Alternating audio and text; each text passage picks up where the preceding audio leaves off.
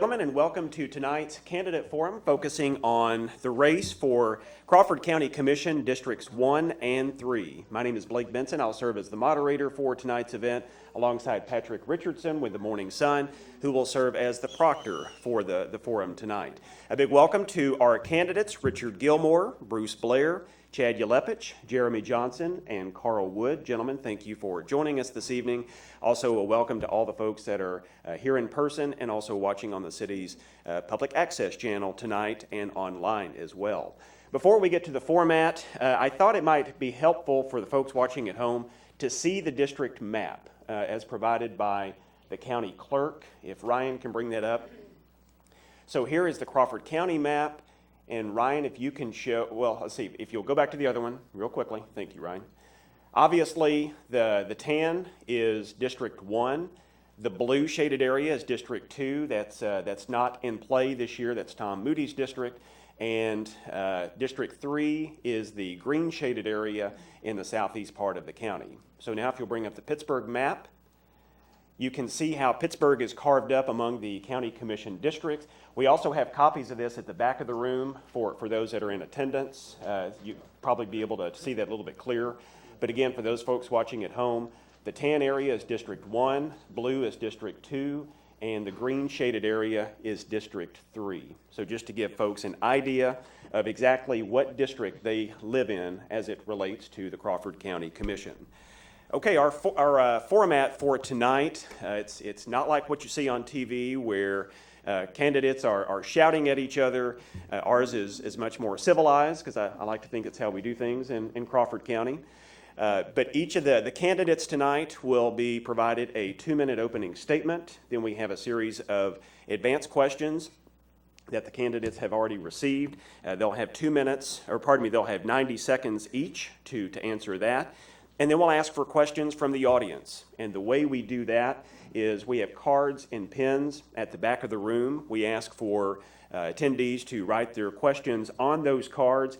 All we ask is that any question be applicable to all of the candidates. There cannot be a question that is jaded or unfair toward one particular candidate. If it applies to all 5 of you, then it passes the test. Patrick is the one that will screen those, and he will slide those to me, and I will ask them. We will ask the audience members, no outburst or anything like that. These microphones are very sensitive, so the folks listening at home, they want to hear from the candidates. So we ask that the audience members please make sure that the folks listening at home can do that. So, any questions on the format before we begin tonight, gentlemen? Were you going to draw numbers? No. Okay. What we'll do, and if it's okay with all of you, we'll basically just go in the order that you're currently in, with Richard giving his opening statement first, and then Bruce would answer the first prepared question first, Chad the second, and just kind of go in this order. That way it's easier for me to keep up with who is in what order. That work? Okay. All right, with that being said, Mr. Gilmore, you will give your opening statement first. You have 2 minutes. Okay. My name is Richard Gilmore. I've been a Crawford County resident all my life. I've been in the plumbing business for 36 years, on my own for 24 years, private business. Been married to Paula, my wife, for 35 years almost, 34 and 6 months almost. I got 4 children and 3 grandchildren. And been looking forward to serving Crawford County because Crawford County's been good to me. So it's time to pay back a little bit to help it, see what I can do for the county. I mean, I like to bring my private business knowledge into what I know and help just get things done in Crawford County. All right. Yeah, thank you. Thank you, Mr. Gilmore. I did want to mention that just to help the candidates keep track of where they are time-wise, when you're within 30 seconds of your time limit, I'll just hold up a yellow card until you see it, and then once you see the red card, that means your time is up. So just wanted to mention that real quickly. Okay, Mr. Blair. I'd like to thank the Pittsburgh Chamber for putting us on, the Morning Sun as well. I'd like to thank my family, community members, and everyone else. What I'm here for is to kind of give you a background. I am from rural Crawford County. My family, my wife Christy, my 3 boys live in a family farm where my dad was raised, and I spent countless hours growing up as a child. My wife and I are both graduates of Girard, all 12 years. We are both graduates of PFU, both in our bachelor's and master's degrees. Our kids currently go to Girard schools, and I'm assuming they'll go to PSU as well. My work history has been entirely about staying in Southeast Kansas. So my degree, I chose teaching because there's always a need. I chose science teaching because that's what there was a need for here in that area at that time. And every one of my professional goals has led me to stay here local and live at the family farm. And I'm proud of that. In addition, as I go through and look at that, this running for the seat was not just a fly-by-night decision. It was talked about years ago with people I trust that want to see the same thing, where we have people running for the commission for the right reason, try to do what's best for Crawford County, and hopefully get in a position where we can make this a better place to live in, even though it's good enough. I mean, it's a great place to live in right now, the way it is. I've been on countless committee of boards. Hopefully I have a chance to share that information tonight.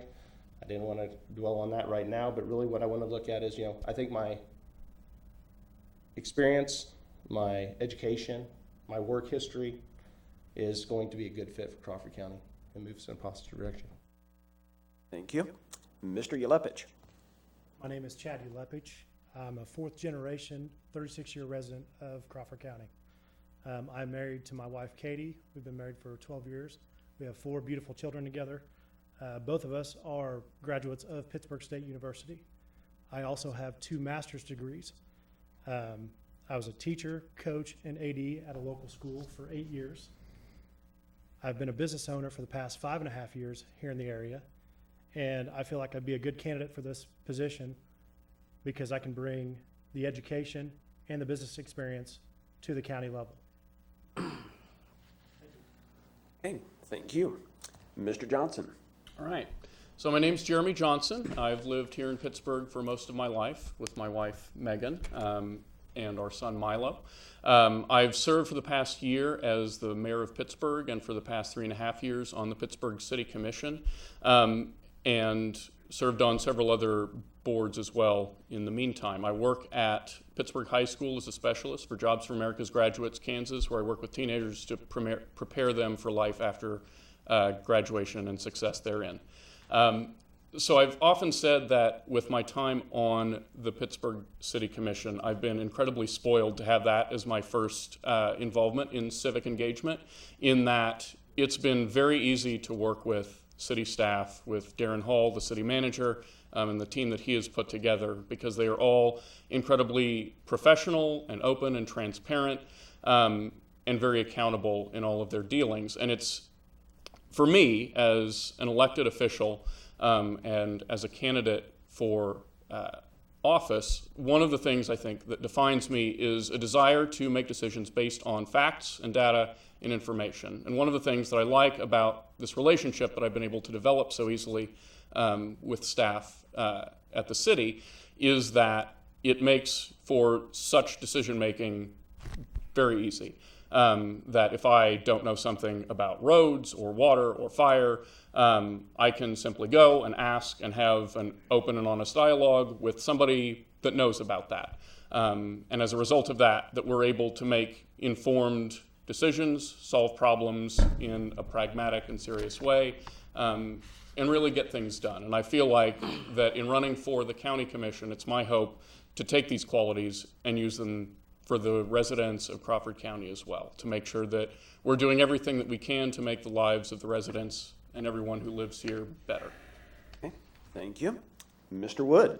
My name's Carl Wood. I am the current county commissioner for the last 8 years. I was born and raised in Pittsburgh, Kansas, Pittsburgh, Kansas. I have 3 adult children, 7 grandchildren. I've got 2 educations and social degree from PSU, one in electrical and the other in heating and air. My past jobs have been, I spent 25 years working for P&M Coal Company.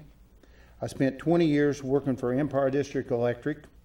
And with my experience in these 2 beautiful jobs, I learned how to run equipment. I know how to buy equipment. And also, if you've seen in my videos, it shows we do what they call government contract. Also, in them years, my wife and I, we took care of a government building for 25 years, so I know buildings. I know how to do maintenance on them. I know the electrical, the wiring, which the county has 32 buildings that we maintain, we own, and we take care of. Also, my boy and I, we have a cow-calf operation. He's been with me since day one when he was born, and as he got older, we have a partnership now. So with that being said, you know about my experience as a county commissioner and what I know. Thank you. Okay, thank you, gentlemen. Our first prepared question tonight will be answered first by Mr. Yelepich, and again, or pardon me, Mr. Blair. Maybe if we have big signs right in front of them, yeah.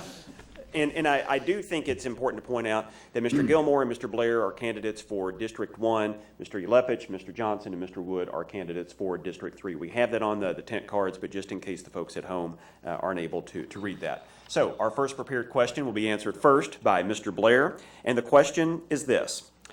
What do you foresee as the most pressing issue facing Crawford County, and how would you address the issue? 90 seconds. Okay, since I only have 90 seconds, I really think I need to address the issue that affects everyone in this room. And really right now what that is getting a commission or commissioners that work together and get towards a common goal. And we can't have items sitting on or waiting till the next meeting when it's a simple item. Things that need more thought, I agree, it can sit, but we have to make decisions. With that being said, each district has varying issues. You know, for example, my district has 600 plus miles of country roads. That is nothing like District 3. That's important to my people. That's the most important thing to my people. And we need to work together because the commissioners could help with that burden, especially in times of need. For example, right now we're trying to mow ditches, we have mowers down, they can help. And if we have people work together, we can get that common goal finished. In addition, there's other concerns, rural fire, EMS, in the county, communications, that people choose to live in the county for a reason, and they should be respected for that and kept safe for that. We also need to work with the cities, try to get development happening in a correct way, but really it shouldn't happen in haste. It has to happen in a timely fashion, right connections, make sure we do our homework. And really what it comes down to is you have the right people in the seat, all these things happen easily. So. Okay. Thank you, Mr. Blair. Now, Mr. Yelepich.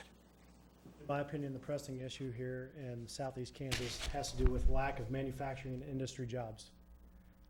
We saw these jobs go out the door whenever Superior closed their doors. National Mills left also over 10 years ago. Since that time, we have not replaced those jobs. And if put into this position, that is one thing that I'd like to work towards.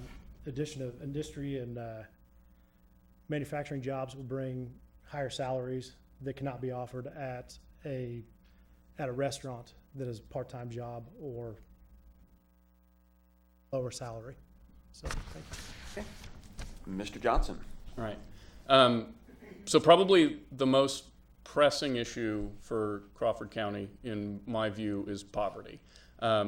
Just because it plays such a large role in people's lives, that it is such a multifaceted thing that there's not a single silver bullet response to take care of it.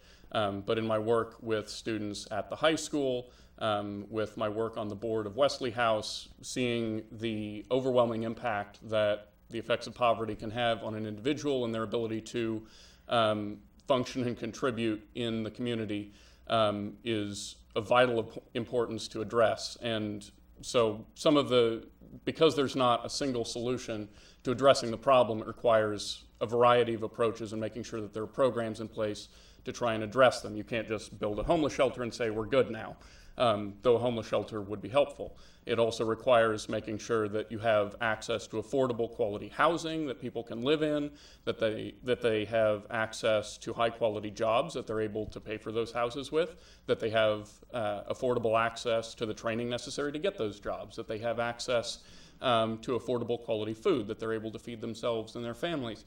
All of these things are of vital importance, and the county as with any level of government, plays a major role in making sure that all of the resources that they have at their disposal are brought to bear and made sure that they are providing for their citizens. Thank you, Mr. Johnson. Mr. Wood? There's two things. Number one, we are having trouble, not trouble, but money-wise on our health insurance. We pay out $3.7 million a year. That's 1/7 of the county's budget, which is about $28 million. We take, and we're trying this year to do what they call a savings account. I believe the state's got something like this, where people can take option one instead of, take option 3 instead of option 1, and that will lower the premiums down. And so we can have less. We pay $68,000 a month for insurance. Over $100,000 is called a stop loss plus administrative part. To retain good people, you have to have good insurance. And this is something that we've been worked on.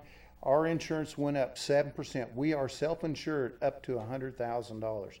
And still yet we take and have this huge amount. The other thing is funding is we don't have a workforce. We got a better workforce now than what we had 8 years ago. Why? Because we got CTEC.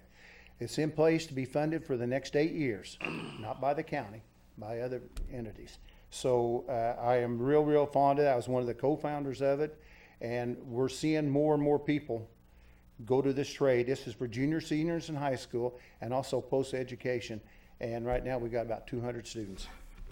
Okay, thank you, Mr. Wood. Mr. Gilmore? I agree with Bruce on the roads deal. Everybody I've talked to in the county, I've talked to several people around, and in fact, lots of people. And the biggest issue out west is the roads. That's all I ever hear is roads. And to get the funding for that, or we need to get into that, I guess, when we get into the commission. But that's the main thing I've heard. And the other deal is like in the plumbing world, you can't find anybody to work. Like going back to what Carl said, and everywhere we work, there's people always looking for help. So I think like the county and the city could work together to draw more people to the area to help boost the economy here on that. So, Okay. so there you are. All right, thank you all. Our second question will be answered first by Mr. Ulepich, and it's basically the flip side of the question that I just asked. What would you view as the most promising opportunity for Crawford County, and how would you propose to capitalize on it? Mr. Ulepich. Okay, the promising opportunities here in the county right now would have to be the current businesses that are seeing a lot of success. We're seeing growth at Miller's, you're seeing growth at Watco, you're seeing growth at CDL, Finishing Touch, Unique Metals, Jake's, etc. One of the things that we can capitalize on by working with our state legislative is by trying to get Crawford County turned into a rural opportunity zone. I know that this has been approached with other representatives. It has failed at the state level. Crawford County is currently the only southeast Kansas county that does not have a rural opportunity zone. By creating this, a rural opportunity zone allows a company to offer student loan repayments of $15,000 over 5 years, and also allows for state income tax waiver for up to 5 years. These things would bring in new business and also help expansion on current businesses. Thank you. Thank you. Mr. Johnson. So, in my view, Crawford County's greatest asset or opportunity is Pittsburgh. Pittsburgh makes up half the population of Crawford County. As was indicated at today's Economic Outlook conference, one of the things that was brought up was that most of the job growth that's been happening here has been in Pittsburgh. If you look at the last year, Pittsburgh's job growth was up 1.5%, whereas in the rest of the county, outside of Pittsburgh, it was down 1.5%. If you look at investment within the last 5 years, Pittsburgh has had nearing $400 million of investment in projects as various as Block 22, the Plaster Center, the Silverback Landing development, all of these kinds of things that are moving Pittsburgh in a more progressive direction and bolstering our economy. When you look at all of the economic numbers, when you look at wage growth, when you look at the increasing median income, when you look at decreasing poverty, when you look at decreasing homelessness, Pittsburgh is hitting all of those benchmarks. Pittsburgh increased its middle class by almost 11% within the last 5 years. These things all indicate that Pittsburgh is doing things correctly when it comes to economics. In my view, the county can capitalize on that by putting someone in place that has experience with those successes and making sure that the efforts that Pittsburgh has are both supported and expanded upon elsewhere. Okay, thank you. Mr. Wood? Yes, I believe the most promising opportunity for Crawford County is the amount of room we have for growth. You know, we need some more industrial parks out there. We got the rail promise, you know, the expansion from Bourbon County down to Gennardi's Corner will be done. That will give us a 4-lane. But also, we need to continue to prepare our people for the workplace. That's the current and the future companies will continue to succeed.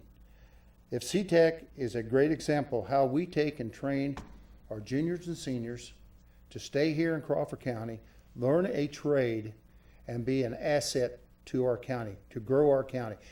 Crawford County has not grown any. It's been 40,000 since probably I've been 5 or 6 years old. It's not grown, but we need to have our kids stay around here and have experience, have good companies come in. We don't need companies that pay just poverty wages. We need companies that pay a decent wage. Thank you. Mr. Gilmore? It all goes back to that same deal there. I mean, growth can come with population coming in to fill the jobs we have. And there's nothing really wrong with Crawford County that I've seen. It's all running pretty smooth and what have you. I mean, Jeff Murphy and Carl and Tom's done a good job the last 4 years with it since I've been kind of paying attention to it. But the people I've talked to seem pretty satisfied with the way things are going. But it all goes back to growth of the people coming in to fill these jobs we got back in my industry and everybody else, like I said a minute ago. So if we could develop that, that'd be a good way to go with it. Okay, thank you. Mr. Player? I really think it depends on how you define robust. We need to not only think about growth, but we need to really take care of the businesses we have. And we need to keep them from looking at neighboring counties, neighboring states for relocation because of either static or better opportunities, and that should be our number one goal. But in addition, when you're looking at growth, I think that growth needs to be fulfilled by a niche. You know, if we're going to put incentives out there, it should be incentives for areas that we don't currently have a niche. I mean, I don't want to see, I'm not saying I wouldn't want additional business come to town, but you don't want to bring in a business and compete with a business that's doing very well and give them an incentive. I think the incentive should be given out for people that we don't have a niche. And if we can get a workforce and we can offer additional training and we can get that kind of stuff out there, then we can train the students we have, give them an opportunity for employment here versus traveling to a different state. And then our problem kind of starts to solve itself. Really what it comes down to, the 69 project's a big deal. Everyone that's looking to be here has to have 69. They have to have the capacity of bringing trucks in and out. And you know, the Frontenac-Pittsburgh junction there is not the best opportunity. So multifaceted, but definitely approachable. Okay, thank you all again. Our third prepared question will be answered first tonight by Mr. Johnson, and the question is this. Most would argue that robust economic development is crucial to the continued growth of Crawford County. In your opinion, what is the role of the Crawford County Commission in terms of economic development, and what ideas do you have to further the county's economy? Mr. Johnson. Sure. So as with the issue of poverty, the issue of economic development does not have a single silver bullet solution of like, oh, we'll do this and then we'll have economic development. That there are lots of moving parts that you have to make sure are in place. As came up again today with the Economic Outlook Conference, one of the things that Dr. Davidson, who provides the quarterly economic report for Pittsburgh and is full of all kinds of useful information when making decisions, pointed out that there are things that you have to look at. I mean, so you want to try and bring in businesses who are going to have quality paying jobs, that you're going to want to provide amenities for people, that you're going to want to make sure that there is good education available, access to quality of living types of things that people are looking for. But perhaps most key to all of those, that all of those other things do not work if you don't have a quality housing pool to draw from. Pittsburgh had identified this as far back as 2014 when they had done a housing study that showed, sure enough, we need to do some serious development in building more housing, or all of these other measures that we have in place are for naught, that they're not going to be successful. And so the city has undertaken significant measures to try and add to our housing pool, such as the Silverback Landing, such as Block 22, such as the Mid-City Renaissance project that they've been looking at. And it's my view that the county should support and expand those efforts as they are able to, both in Pittsburgh and across the county. Okay. Mr. Wood. I agree that this is important to have a strong economy to continue our county growth. I feel that we need an industrial park with a proper infrastructure so that we will be well prepared if a company wants to come to Crawford County. You know, I've been on 2 or 3 of them, and we're always chasing our tail. Hey, what do they want? We should have the infrastructure, we should have the land, and nothing else, which people won't agree with. And we need a building with 4 walls, not even a floor in there. So when people come, they can say, hey, this is what we want. So, and go forward there. You know, we need to have some by the rail. And then and also there's companies that you actually got to give them incentives to come to here. And they're just not going to come here because they like Pittsburgh, Kansas. You've got to give them a tax abatement. You've got to say, hey, we'll do the infrastructure. We'll build the road into you. So really, we need an industrial park, either, you know, in the county or next to a city. You know, we got, I think, 5 or 6 cities here to grow, to have people that want to come here. That's all I have to say. Thank you. Mr. Gilmore. I agree with both those people there, or Carl and Jeremy. The industrial park for a county, that's probably a good idea. But we got studies out there now that the county's putting on for a sewer system to develop, to see what assets that'll bring into it. We have plenty of land available to do that with, and we got Bone Creek water, so we can draw off of that also if we need to bring in the industry and all that. And the 69 highway developing down, and we have rail and all that, but you know, we just need to work on what we're working on now and just follow through with all that our forefathers have started with here. So. Very good. Okay. Mr. Blair. If you didn't notice, I kind of got off a question there, but that's okay, because they're actually intertwined.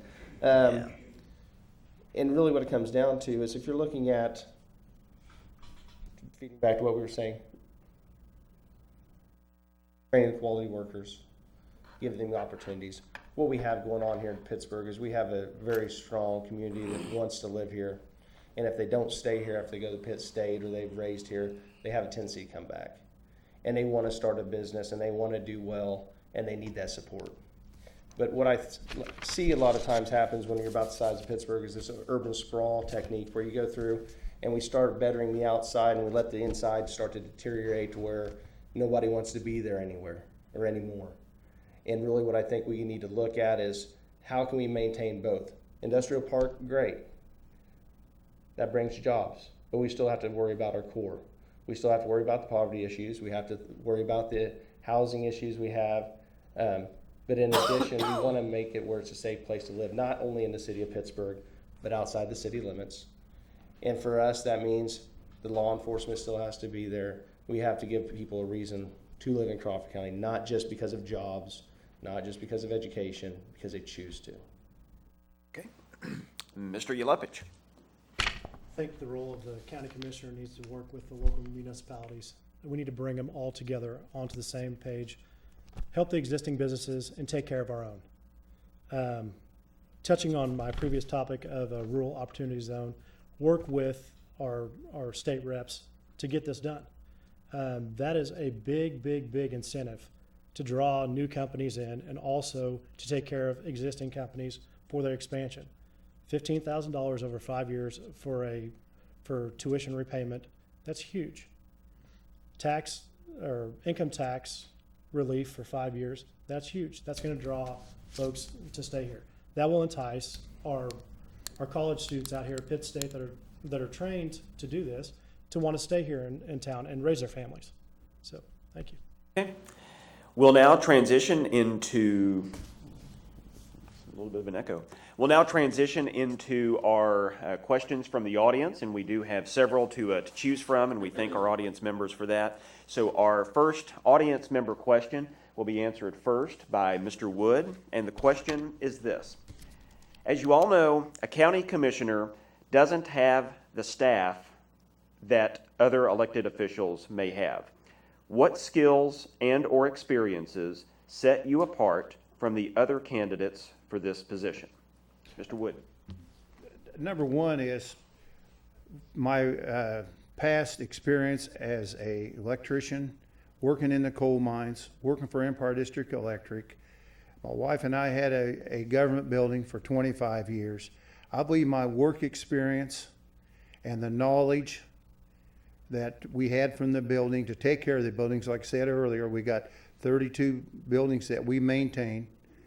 Also on the farm, the boy and I's got the farm operation with the cattle. You know, we buy farm equipment to mow the ditches.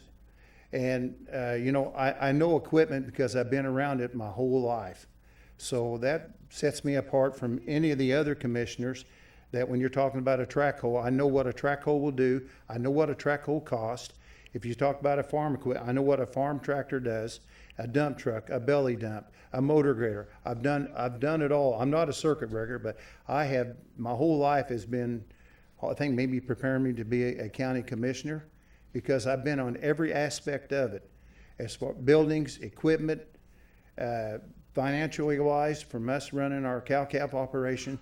So I think I am very, very qualified to continue to be the county commissioner of the 3rd District. Thank you. Mr. Gilmore. Same question? Yes. Yes.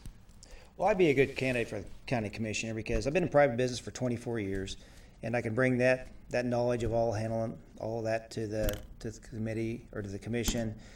And I've served on the Rural Water Board for 12 years there also for Rural Water 4, and that take care of people is not a big deal with that because no matter what part of the county you live in, you know, we serve the whole county. So I'm done. Okay. All right. Mr. Blair. Lost the train. I think I need to start with my education background. You know, I've been in the people business for 17 years. What I found out in the people business is that makes you a problem solver.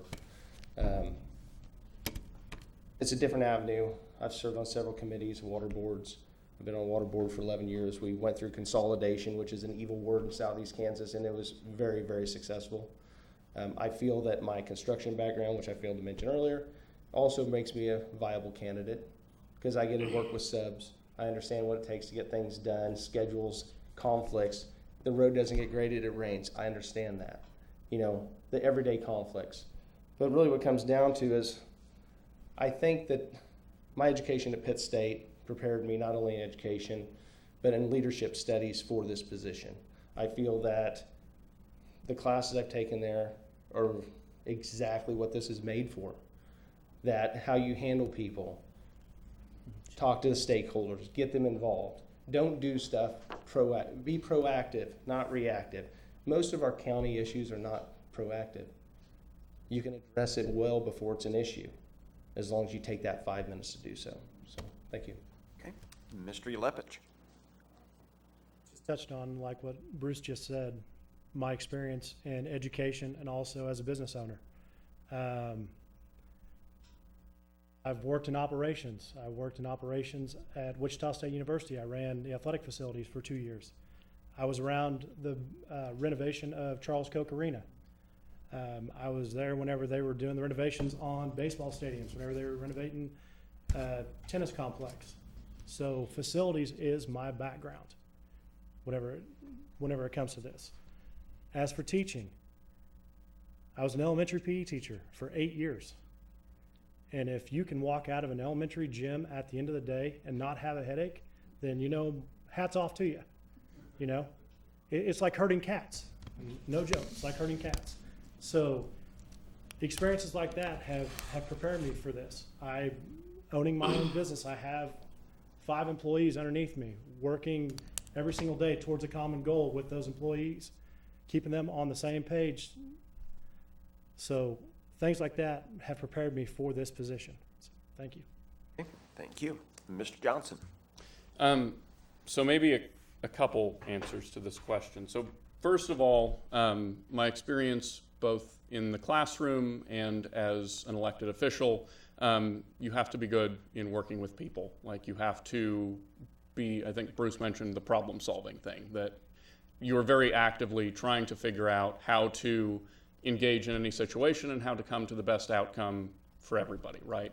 I worked as a reporter for a little while and was pretty good at asking questions, of trying to figure out information that I don't already know. And I feel like, as I said before, as a decision maker, that's really important to me. And so being able to approach people and try and solve problems, I think, is high on my list of things I would be able to bring to the table. But I think maybe more importantly is that the question presupposes that the structure of the government at the county is set in stone, that it could not be changed, that it could not be leveraged to be more efficient, to better serve the citizens that live here. And from my time on the city commission, nothing about it suggests that that is the case. That ultimately it is up to the people that are elected, that sit on it, that determine what the shape of it looks like. And if they want to build a better system that better serves the people that live here, it is fully within their rights and ability to be able to do so. And that's something that I would be perfectly willing to look at as a commissioner. Okay, thank you all. Our next audience question will be answered first by Mr. Gilmore, and the question is this. Transparency is a buzzword today in just about everything. What ideas do you have about how to make county government more transparent to the taxpayers? Gilmore. It's pretty transparent if they just go to the meetings and what have you. The county commission meets every Tuesdays and Thursdays.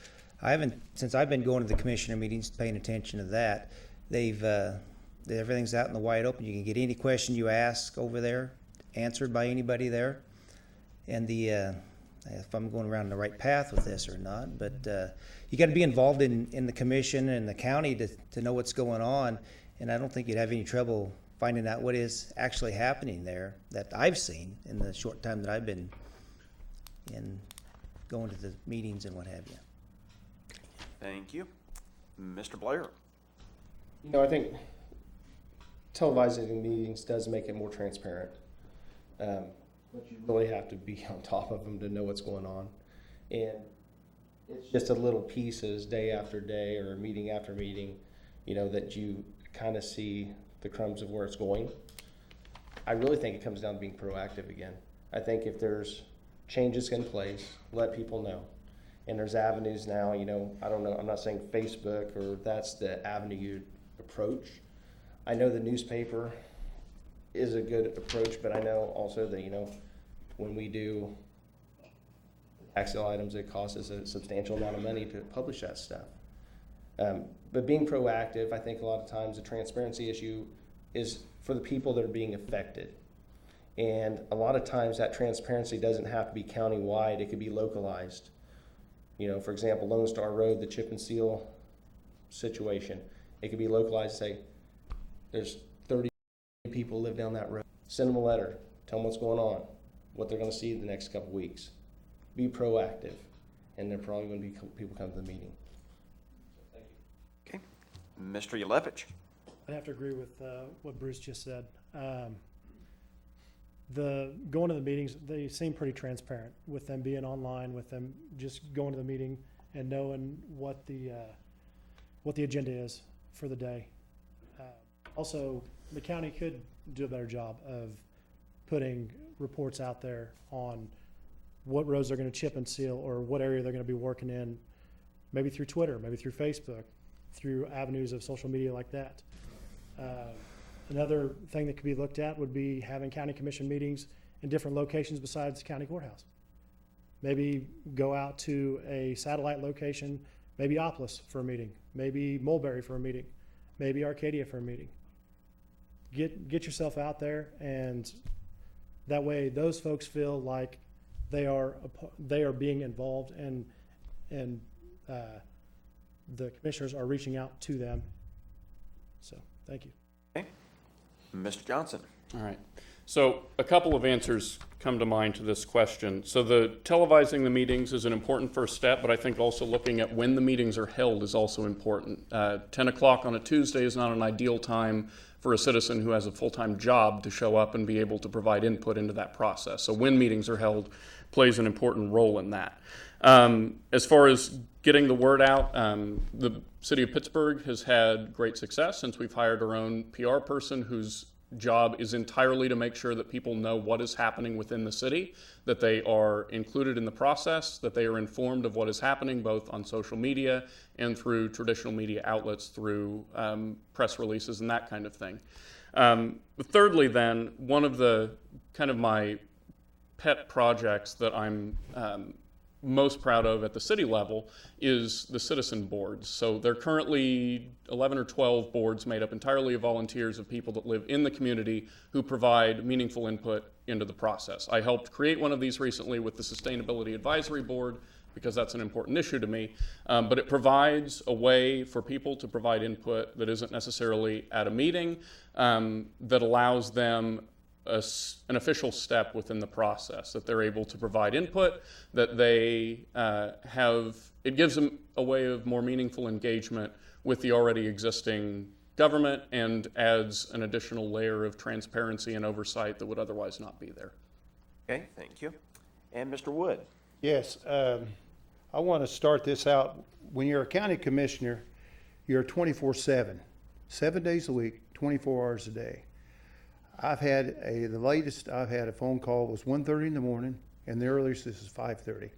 So you've got to know your district, you've got to know the people, and when they have a problem, you have a problem.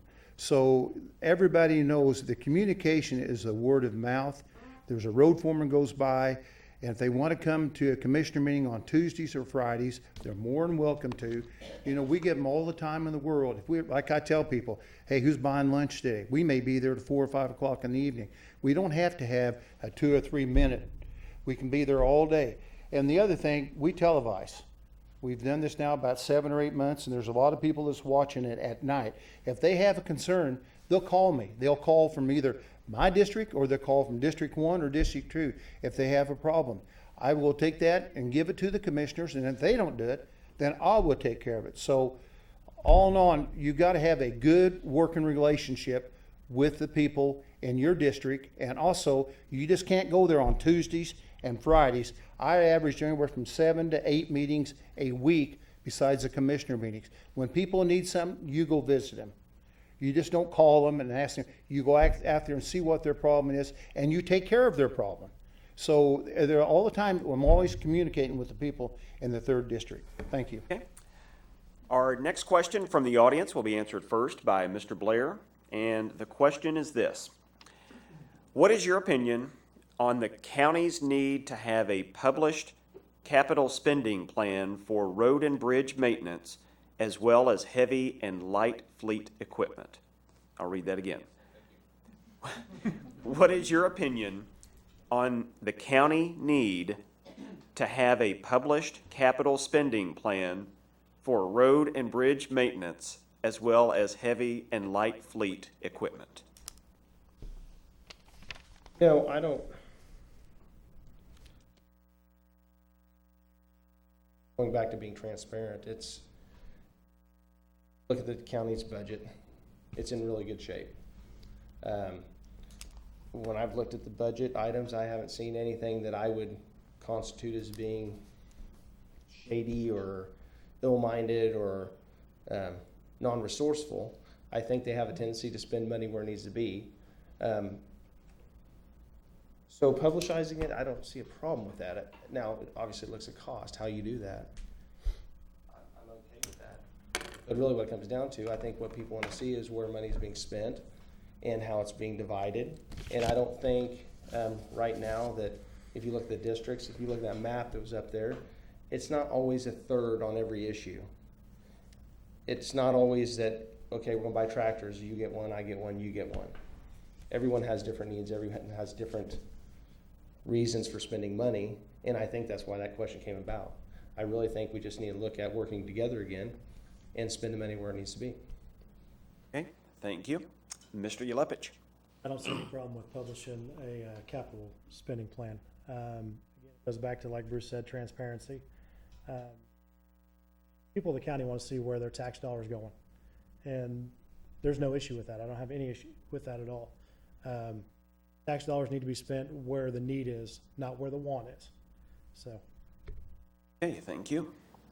Mr. Johnson. Right. Yeah, I think that's a really good idea. That I know the city of Pittsburgh does capital outlays with a bunch of various issues, roads being one of them.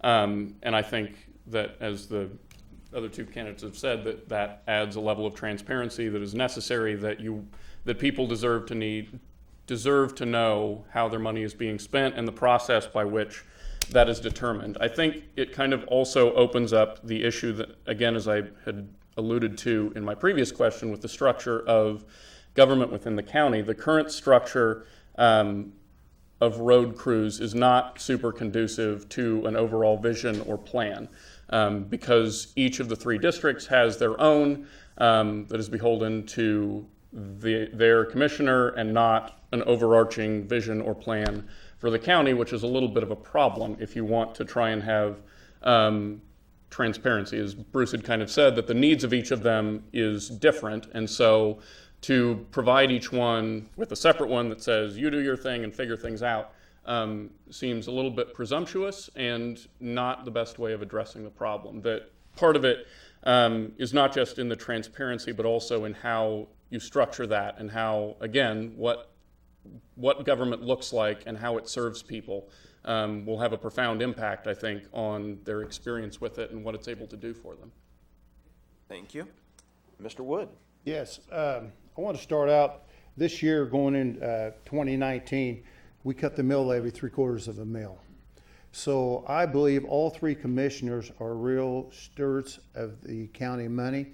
And as far as publicizing it, you know, the road and bridge is $4.3 million for 2019 going in.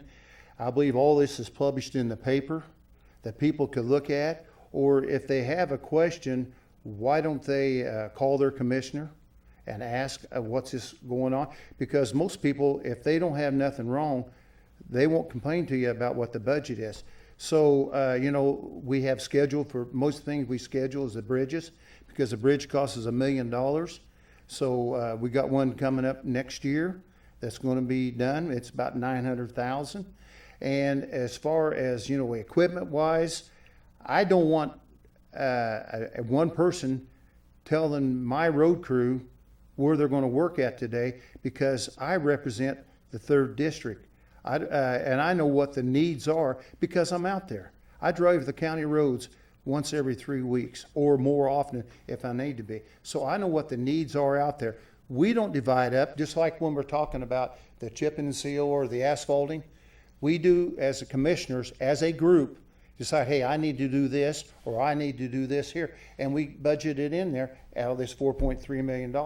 So, you know, with the buildings, we're talking about roads, we got buildings and everything else that we have to take care of. It's just not the road and bridge. Okay, thank you, Mr. Wood. Mr. Gilmore. I think it'd be a great idea to publish all that information for the people. The people I've talked to out in my district, District 1 that is, that their tax dollars. You're okay. Never had that happen before. As you can see, I'm not really used to this type of stuff. But yeah, the people out there, the farmland especially, their taxes went up a little bit because of new state guidelines, for what one lady told me. But the roads don't get any better. So I think it'd be a great idea to get that number out there to see if we can get extra money out there to maybe put more graders out or buy more rock or whatever it takes to satisfy these people out west. So they kind of feel like they're forgotten. Because when the water runs down the road like it's a ditch and not running into the ditch, there is a problem. So I think it'd be a great idea for us to try to invest more out there, like take our tax dollars for District 1 and really make it for a good road use, because that's all I ever hear is road, road, road. Okay, Thank you. thank you. Mr. Blair. Could you repeat the question? Absolutely. What is your opinion on the county need to have a published capital spending plan? Oh, did you not? Oh, okay. Making sure. Now you're throwing me off. Okay, all I right. thought so, but all right. That's right, okay. Okay. Expand. So you're good. Thank you. Right, okay. All right, our next question will be answered first by Mr. Yulepich. What is your opinion on spending county resources on third-party review engineering studies, and when would it be warranted? What is your opinion on spending county resources for third-party review engineering studies, and when would it be warranted? It would be warranted if, whenever it affects the greater good of the county, not just a certain area, and it has to affect county grounds, not city grounds. So, Okay, thank you. Mr. Johnson? Yeah, I think I agree with that. That the purpose of hiring an outside group to look at anything is for further clarification on whatever that might be. I think I know what this question is alluding to. And I think that, I mean, it's perfectly within the abilities of the county to look into whatever it is they feel is necessary to further investigate if it's in the best interest of the residents of the county. I expect that they should be judicious about that and not do it willy-nilly with every opportunity that they have to hire an outside firm to look at something. But I think with something that has a large enough impact, it would be important to follow that procedure and do that. Okay, thank you. Mr. Wood? Yes, I think I know what they're talking about, but I'm not going to mention it. But first of all, we have a county engineer, but he just does surveying, and he don't know a lot about designs and stuff like this. And what this question is about, you know, right now we do have a problem on one of the projects that the city's doing right now, and some of it's been corrected, some of it hasn't been corrected. But anytime it affects, and I don't want people to think I'm a cult, but anytime it affects my people in my district, and we don't have the knowledge, we will go out and hire somebody to take care of this and see what the rights and the wrongs are. So it's going to affect several houses downstream from what they're referring to. I'm no engineer, by no means. It's one thing I didn't pick up, by the way, Blake. But I feel it was money well spent for the taxpayers of the 3rd District. That's all I'm going to say. Okay, thank you. Mr. Gilmore? I think it's a good idea, really. That way it gets everybody a peace of mind to make sure everything's been done to make sure the project's going to go along smoothly, and they're not going to do any damage to anybody else's property downstream, if that's what everybody's talking about here. But it's not a bad idea to spend a little extra money just if you're that big an investment in a housing development or whatever, just to make sure there's no bumps along the road and come back with an extra at the end of it that's going to cost the county or city or whoever more money at the end because they hit them with extras. Okay, thank you. And Mr. Blair? And likewise, I think it really comes down to money again. And really the only 2 times I could see this working is, or justified, is when you have, are you checking to see if a project is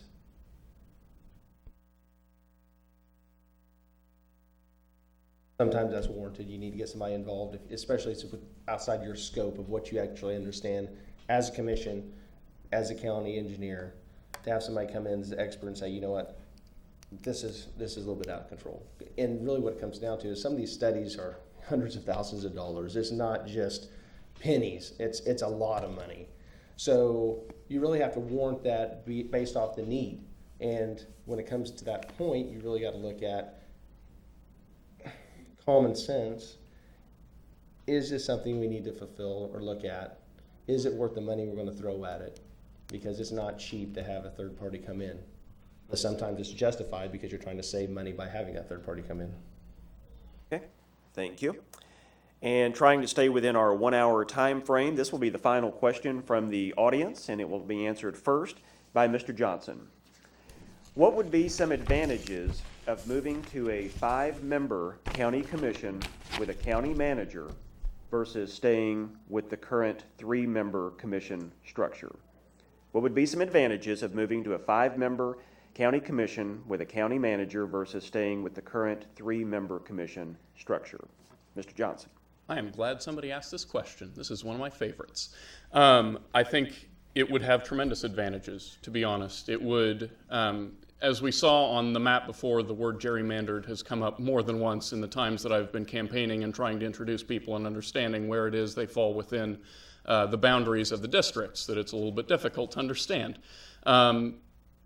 And so I think, first of all, it addresses issues of representation, right? When you have a body with 3 people, that means all it takes is 2 people to make a decision on anything, which is a little concerning in my eyes. I mean, perhaps I've been biased because I've served on the Pittsburgh City Commission where we have 5 people, but it seems to me that this provides for a method of thorough investigation and discussion of any topic, that you have more people looking at and examining an issue, that each of them represent a wider number of people, that is perhaps even more accurate than what currently exists. Just looking at the map geographically, that there's one section that covers, how many square miles did you say, Bruce? Like 600 or some?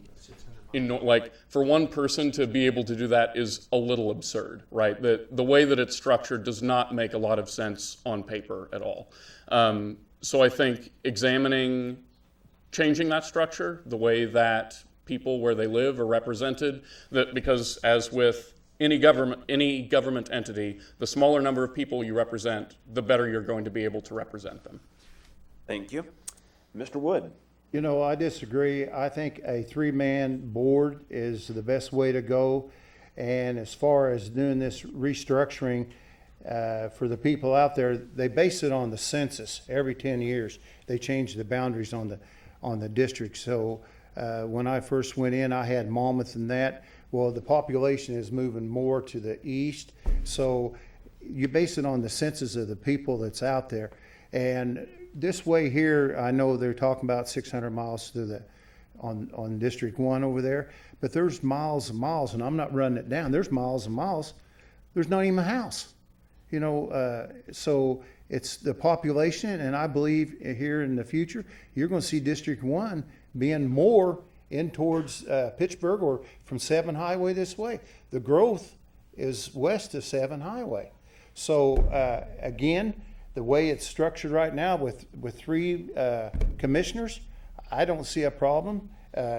Sure, a lot of times you get voted, you know, you're the only one says no and the other 2 say yes.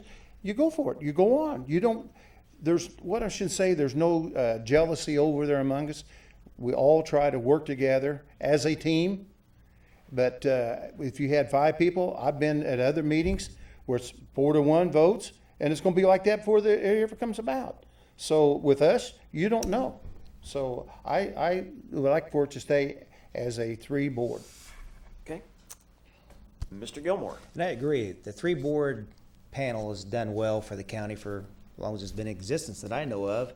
Because you go put 2 more people on the board and the city manager, adding 3 more salaries to it. And is that a very good steward of the tax dollars we're spending just for that when everything seems to be working fine? And there's no reason to to make it harder on these guys, because it seems like there's a lot of conflict. It seems like at times with too many opinions and whatever. Like Carl said, the 3 of them get along well, and they just move on with it. Okay. Thank you. Mr. Blair. I'd like to start by stating again, you know, I represent the rural area. And if you throw 5 in there, basically you further isolate them. You put them on an island. Because what I see the 5 district bringing is you have basically 3 that are going to be located in the Pittsburgh area. Then those 3 are probably going to be the majority most of the time. And the rural area just gets farther behind and really realizes they've been forgotten. So I would definitely be against the 5 commissioners. Now, increase in cost, adding 2 commissioners, unless you're going to divide what they make right now by 5. Adding a city or a county manager, I'm assuming is going to be $100+ a year. Those are big costs. And really what I think comes down to is if you get the right people in the seats that are qualified to make those decisions, that are trained to be in that area and try to vote that way, I really think you'll see that it will continue to function the way it should function. You shouldn't have to pay somebody to oversee it. And really, hopefully, we can get on the same page where we work together, have a common goal, do what's best for the county, but still looking at our districts and take care of them. Thank you. Thank you. And Mr. Lepich.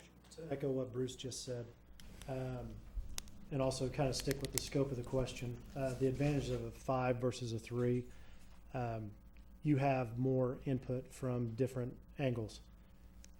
As for staying with the 3, I'd rather see 3 county commissioners than 5 county commissioners. Like Richard said, you're adding salaries, and those salaries come through tax dollars, and we're taxed enough here in Southeast Kansas. Also, adding a county manager on top of that, Bruce is right, it's going to command a salary of over $100,000 a year. That's more tax dollars that are going to be on our plate here in Southeast Kansas. Do we really want that? No, we're taxed enough. We are not Johnson County. We are not Sedgwick County. We are Crawford County with Crawford County values, and that's the way that it needs to stay. Thank you. Thank you. We'll now transition into our closing remarks. Each candidate will be afforded 2 minutes for their closing statement. And Mr. Wood, you will give your closing statement first. Thank you. First of all, I want to thank Blake and Patrick. I didn't thank you at the first for putting this on. I'm going to start out with talking about Crawford County. I know Crawford County is wealthy. We are real good. When I went in there 8 years ago, our carryover from 2009 to 2010 was very, very little. We have a beautiful carryover going into 2019. We have accomplished a lot. We paid off a $10 million bond. We dropped the mill levy by 3/4 of a mil. We've bought new equipment. We've done a lot of work to the structures. Like I say, we got 32 of them. We built a new shop. We built a 3-sided shop over at the Gerard barn over there, and the employees has got some raises. But, you know, like I say again, our biggest is struggling is with our health insurance, and we don't have the people here to train to have other companies that want to come here, the workforce. The workforce is better than what it was 8 years ago, but it's got a lot of room to improve. I'd like to see companies come in here, but like I said earlier again, you know, you've got to buy them to come in. You've got to actually kind of bribe them. But we have to have a place for them to look at and say, hey, do you want to come to Crawford County? And it's just terrible. We have to have this. And, you know, our schools are good. Churches are good, because the first thing they ask you is your workforce. And our workforce is not as good that I'd like for it to be. And again, I want to thank the people for coming here. And if you would, on November 6th, write my name in, Carl Wood, 3rd District County Commissioner. And thank you. Okay, thank you, Mr. Wood. Mr. Gilmore. Carl's a hard number to follow there. Because I'm not a fancy speaker. I'm just a guy that goes out and gets things done, like in the plumbing world. Just go get it done and move on. And I get in the commission, I'll go out and listen to the people in the county. You just can't bury your head in the sand and just, you got the job, now you're going to make all the decisions. My decision to be go talk to everybody in the county, just not make yourself unavailable to them. In fact, I give out cards and I talk to people with my number on it for them to call me if they've got a problem, because that's what I'm going to do. I'm going to take care of the county's problems. And the commission's done well with the county for a while. I mean, I've never heard anything bad in the last 8 years that I can recall. Nobody really calls the commission unless they got a problem. So I'm going to make myself available for those people and get things done for them. Okay, thank you, Mr. Gilmore. Mr. Blair. I'd also like to thank the Chamber and Morning Sun for putting this on tonight, because it's a pretty neat opportunity. If you haven't done it before, I encourage it. Really what it comes down to is I think we have the potential to have a really good commission that works together. And I'd like to, you know, stress that. And really what I'd like to offer is, you know, I'm not going to just work hard for you, I'm going to work smarter. There's no sense in reinventing the wheel. We have countless counties around here that have done the exact same stuff that we don't have to bang our heads up against the wall and try to figure out. You make the phone call, you figure out what they've done. And that's one thing I'm more than happy to do. Listen to people, visit with people, That's just part of the game. But going beyond that and talking to other counties, say, hey, how did you address this issue? That needs to happen. Likewise, the county, we keep talking about the county, but we kind of forget about its employees. And really the commissioner should not be a micromanager of those employees because you hire people to do that for you. You field the static, you get chewed out on the phone, 1:30, 5:30, whatever time they call you. But when it comes down to starting the day, you have people hired for that, and they have a crew that they're responsible for, and hopefully they're managing their crew up to par. And, micromanaging is not something I plan on doing. In addition, when it comes down to, we want Crawford County to be a safe place to live. We want our employees to be happy, insurance benefits, a place to go to work, competitive, younger people wanting to come for that job. We keep talking about jobs here, but we haven't talked about the county jobs. The county job used to be a very sought after position. I don't think it's there right now. We need to glorify that again and say, you know what, if you're a county employee, that's something to be proud of. And we're going to take care of you because you take care of us. Thank you again. Okay, thank you, Mr. Blair.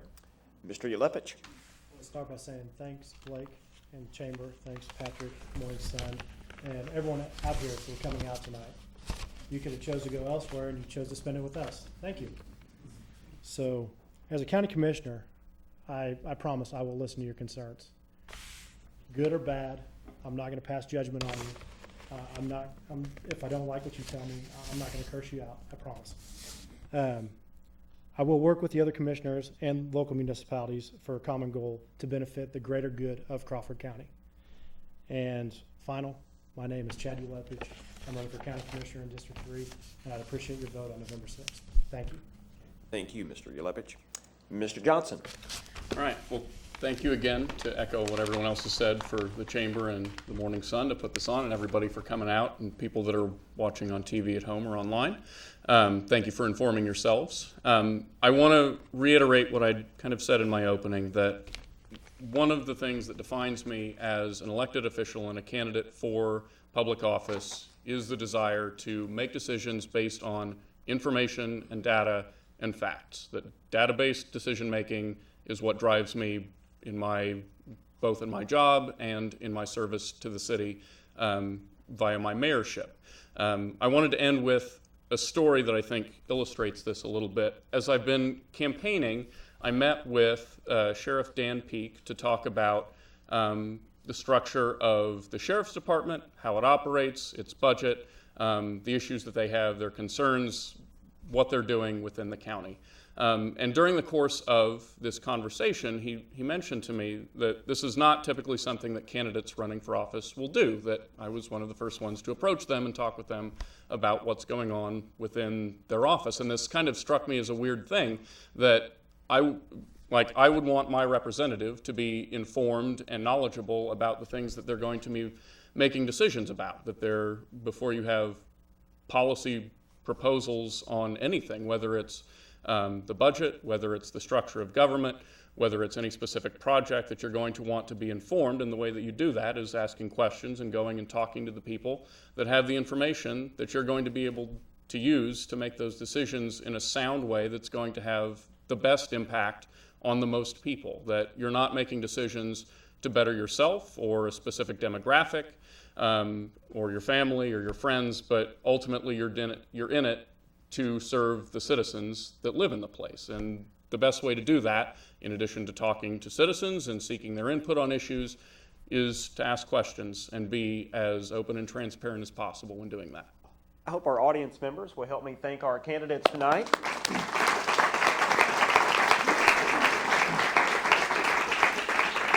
Gentlemen, great job. Thank you again for your time and your service. Thank you to the City of Pittsburgh for hosting us today. And with that, we are adjourned.